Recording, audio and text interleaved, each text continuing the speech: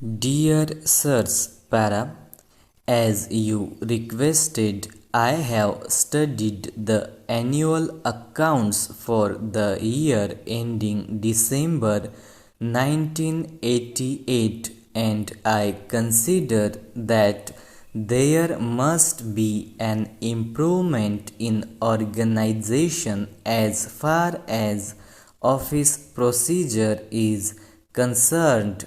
Para, it would appear that very little progress has been made in organization.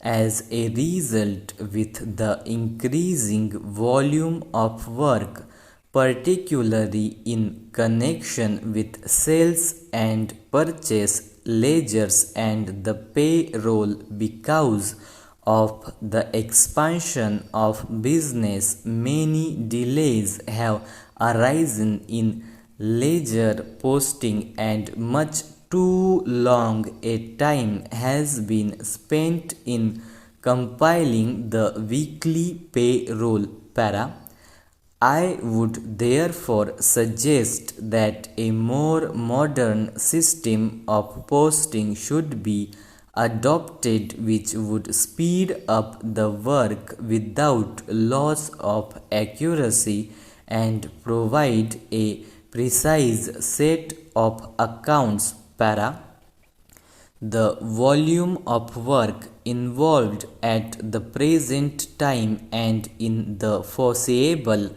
future is not sufficient to justify a fully mechanized system of accounting and payroll procedure. Quite apart from the fact that a large capital outlay would be involved, which the company could use more profitably in the expansion of production, the equipment would require a trained operator and would be unlikely to be fully utilized. Para, the alternative to this is a manual system which can be operated after only a short period of tuition and enable more than one clerk to be responsible for the accounts. The executive system would appear to me to be the most practicable for your requirements. It has been well tried and tested, and there is a whole range of printed stationery and equipment which is likely to foster interest and pride in the clerks using it. Para, the advantages of such a method are set out in the literature supplied by Executive Limited. Para, the whole system could be installed for about 5,000 rupees. This figure includes all equipment for the ledgers and payroll and a year's supply of stationery. Para, yours faithfully.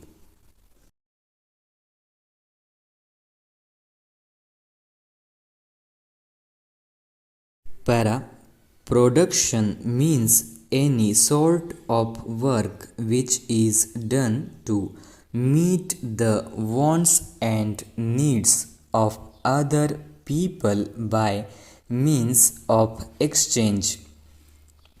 Manufacturers and retailers all have a part to play in the business of meeting the needs of the consumer.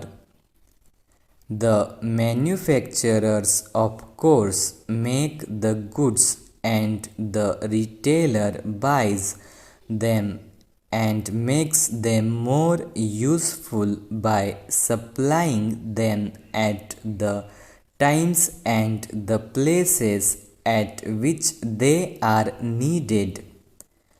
There are also many other people who work to produce services which consumers need as much as material goods. Para.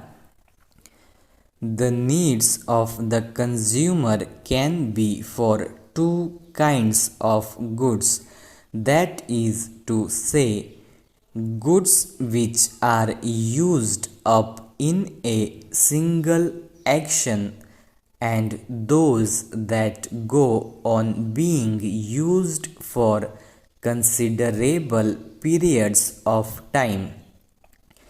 Coal and petrol and paper are examples of goods used up in a single action, while houses and cars are examples of the goods that go on being used.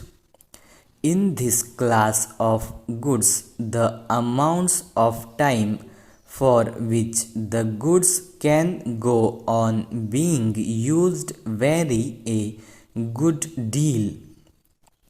A pen may last only a few months or even a few weeks if it is used very often, but a house, on the other hand, can be used for many years, so long as it is kept in good repair. Some of the goods bought by consumers belong to one of these two classes and some to the other. Most of the goods which are needed for a single use have to be bought regularly. When a quantity of petrol has been used, it must be replaced if the car is to be kept in use. In the same way, food has to be bought regularly. However, the kind of goods which last for a time may continue to be useful long after they have been bought, and so these goods do not need to be purchased so very often.